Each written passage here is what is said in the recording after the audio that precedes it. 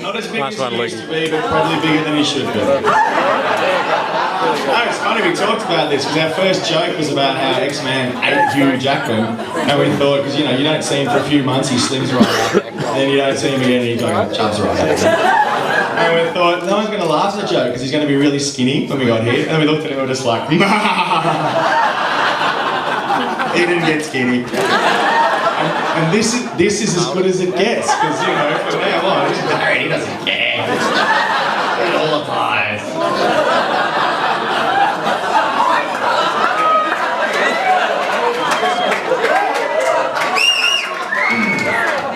Anyway, Thursday night, if you were ever or ever are in London on a Thursday night and you're not sure what to do, I recommend going to a little pub called the Alex. Big up there. The Demons have our team readings and sort of team meetings there on a Thursday night, and I was there for 6 years, and for all 6 of my years I was the fines master, which meant, no, I'm not going to lie, there were some pretty loose units amongst us in London. And what we do, the boys would go out drinking Saturday, Sunday, Monday, Tuesday. Anyway, and they do something foolish, and then they tell me about it. And I was the guy, I'd be like, sweet, I'd write it down, and then on Thursday night I'd stand up and I would say, I'd just tell the truth. I'd be like, this guy did this. Sometimes I'd elaborate, sometimes I didn't need to, because it was pretty funny stuff. And for 5 of those 6 years, I'm going somewhere with this. For 5 of those 6 years, I was the top drawer. It's like, Archie's going to tell some funny stories, giddy up.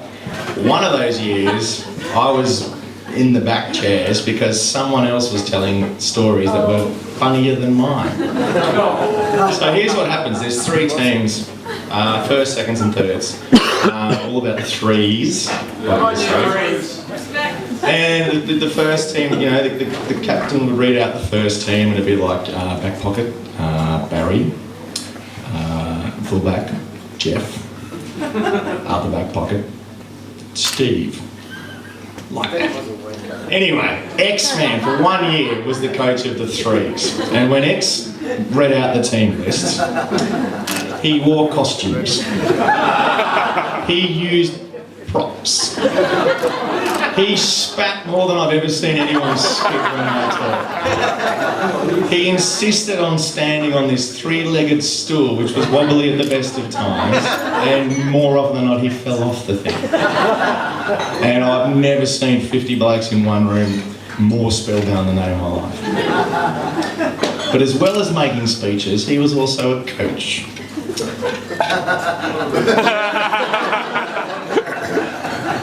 Well, us in Europe, we don't really know what AFL is. So X-Men, we put all these people in his trusted care. And his number 1 tip was, why don't you try to play a little bit more like me?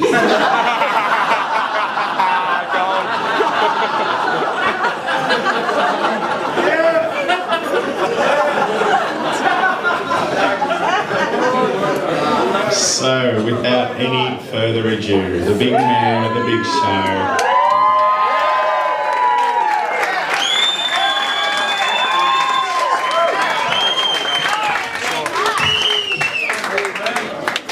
Hello. Go it out. I've written this speech 17 times and I threw it up in the bin and I'm just going to wing it, but I did find some beer coasters and I always am jotting away by pen and paper, and I thought beer coasters are the best thing to write my wedding speech on, so that's what I've done. Now, for those who don't know me, my name's Ed, Edo, Slash, Bogan, Wolf, and the X-Men. For those of you who do know me, I rarely let the truth get in the way of a good story. And the next few moments will be no different. I would firstly like to thank the lovely, lovely flower girls today. Ella, Jodie, Eden, and Flower Boy Solo.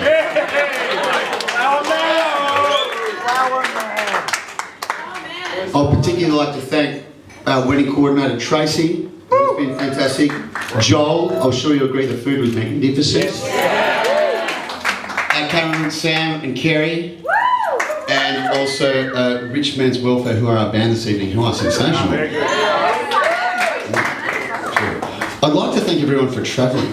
and I think everyone travelled pretty much to get here, particularly the Flanagans, the extended Bajan family, the Jameses, the Batleys, and of course the Ellises and the Fishers.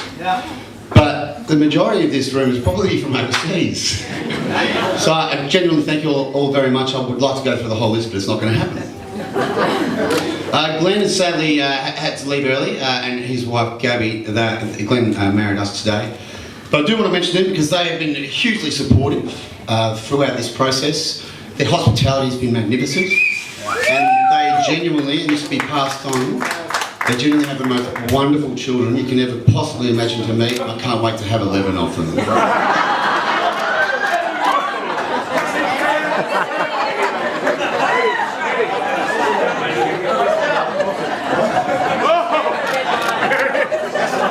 That's a possum, just gonna piss. Watch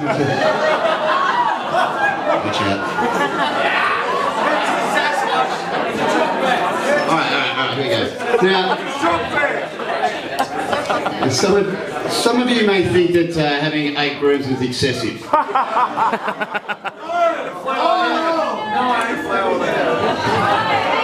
a very big possum, no, baby, we cannot keep it. He's fat.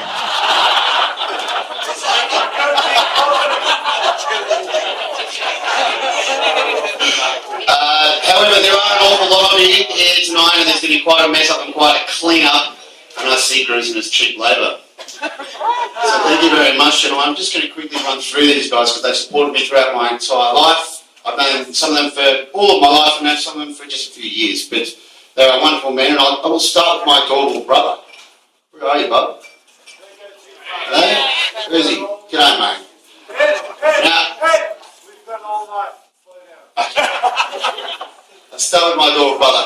I've obviously known James since he was born, and I've actually taught him everything that I know. So ladies, watch out. Be very, very careful. Bub, you're awesome, mate. Thanks for being here, dude. Ah, dear.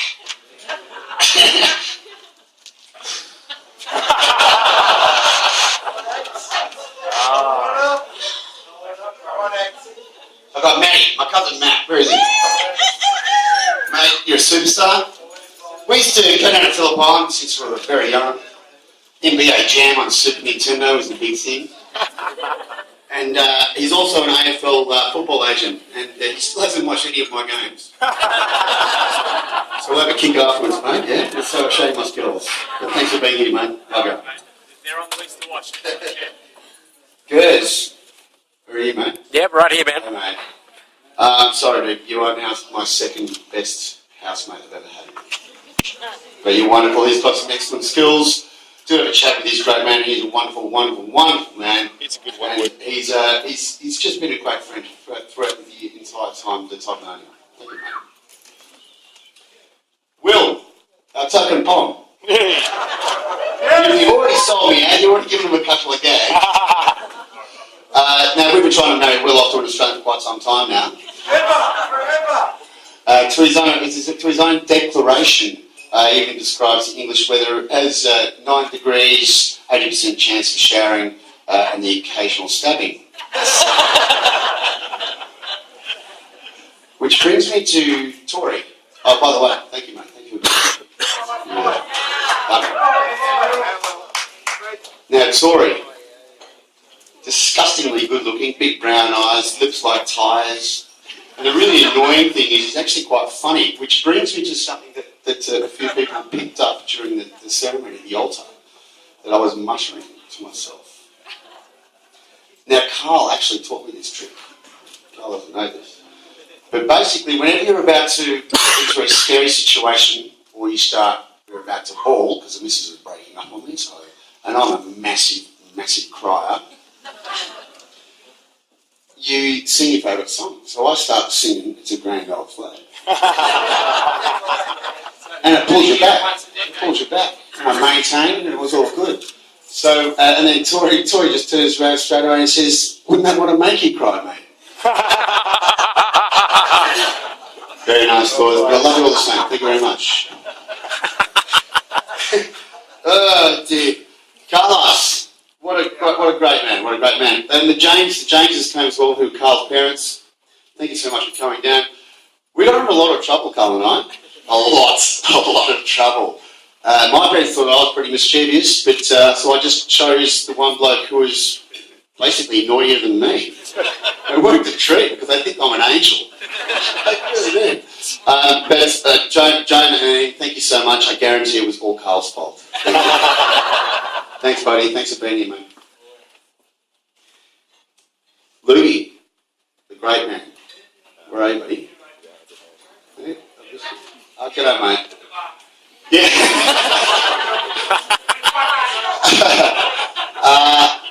Awesome. Huge amounts of time we've had together. Thank you so much for today. We've known each other so long that driving around a panel van with peroxided hair was still cool. But you were the only one with peroxided hair at the time. It was shocking, mate. It was. Still got the ladies, so it's all right. And then lastly, Hachi, and Hachi and Kraz actually go together. Because I think they've been outstanding tonight.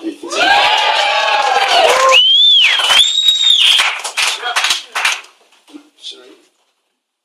Oh yes, and if I'd known you guys any longer at all, it would have been very detrimental to both of our lives. You know it. I just want to quickly flick back, because I did miss something quickly. Going back to my brother James, he actually represents not only himself but also my sisters as well. I've got three beautiful, fabulous, glamorous sisters in Katie, Lucy and Alexis. I will also support them in everything I know, so blokes, no chance. Had to get that gag in. Where is he?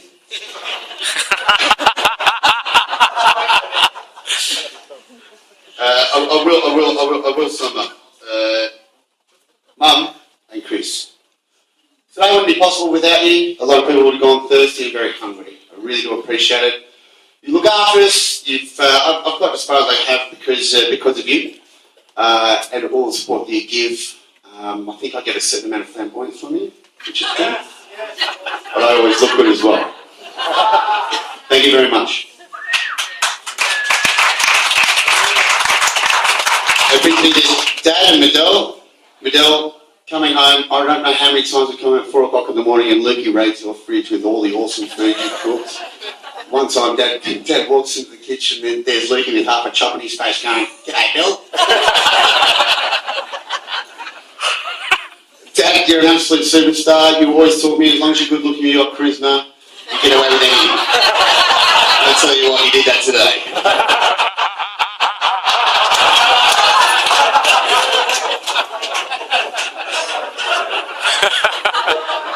To the Flanagans. What wonderful people to introduce myself and my family to your family. Truly, without you, there wouldn't have been a band, there wouldn't have been awesome cheese, which I was sitting next to the whole time, which is why I haven't eaten too much of the ribs, because I was coming into the cheddar.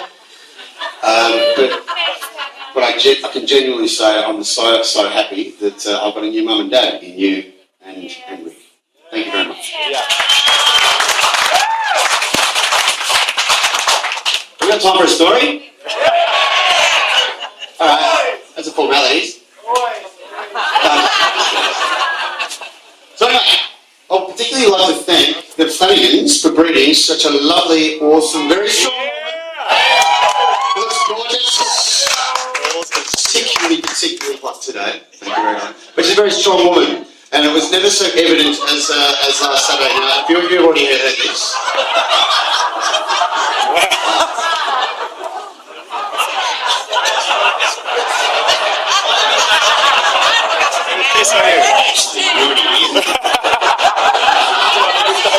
He's good. He's really good. Good looking and charismatic. And she's an incredibly strong woman, and it was never so evident as to last Saturday. So last Saturday I came home from bowls and I had a good victory.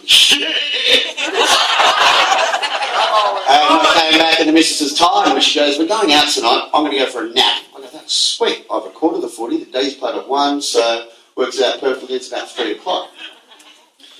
And so I'm sitting on the couch, and Heather's knitted me an awesome Melbourne scarf, which is about 3 metres long and sensational. I always wrap that up, I put it on top of the telly, and I wear my Demons t-shirt and Demons hat. And then I'm watching it on replay. We goal down. This is not good, this is casual, this always happens. Got a goal up, hang on. 2 goals up, hang on. 3 goals up, oh, just go ballistic. That's all. One quarter time, just wake up the whole neighbourhood. The phone rings. It's the missus. She goes, if you don't shut up, I'll tell you the score.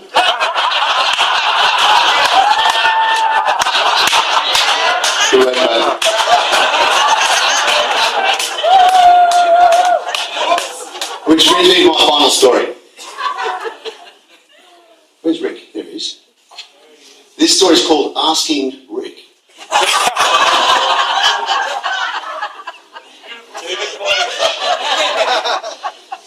So I come up to Newcastle, and I do like to come up to Newcastle every now and again with Anne, and like to come up as often as she can to visit the parents, which is good thing to do. It's quite early on, I think they were a little bit unsure about me, which most people are whenever they meet anyone at all. But on this particular occasion, Rick, I think he saw a twinkle in my eye.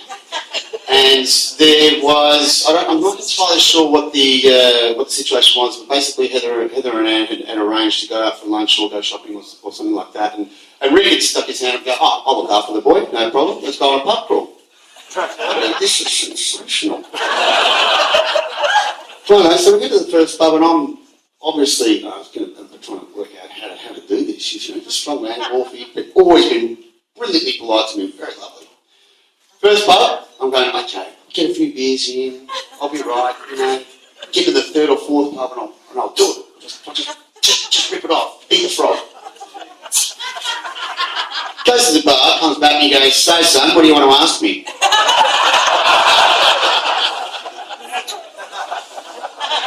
And I said, oh, well, to be perfectly honest, Rick, I'd love to, you put me on the spot here, Rick, but I'd absolutely love to ask your permission to marry your daughter. To which he responded with, why?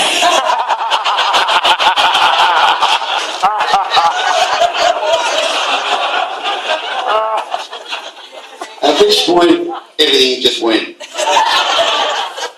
He's been so nice, and it's just this stare, and I go, okay, so can I backtrack here? Why are we doing this? I go, Rick, I really don't know how to say this. I'm kind of uncomfortable.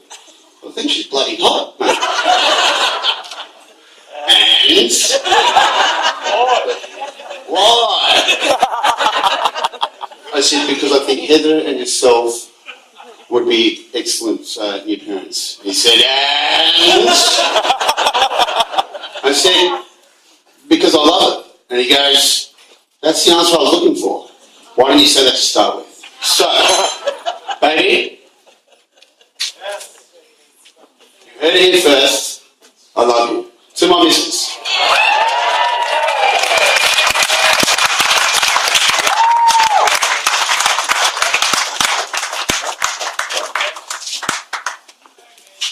So, if the band can come up and play, we would like to see these two dance a little bit.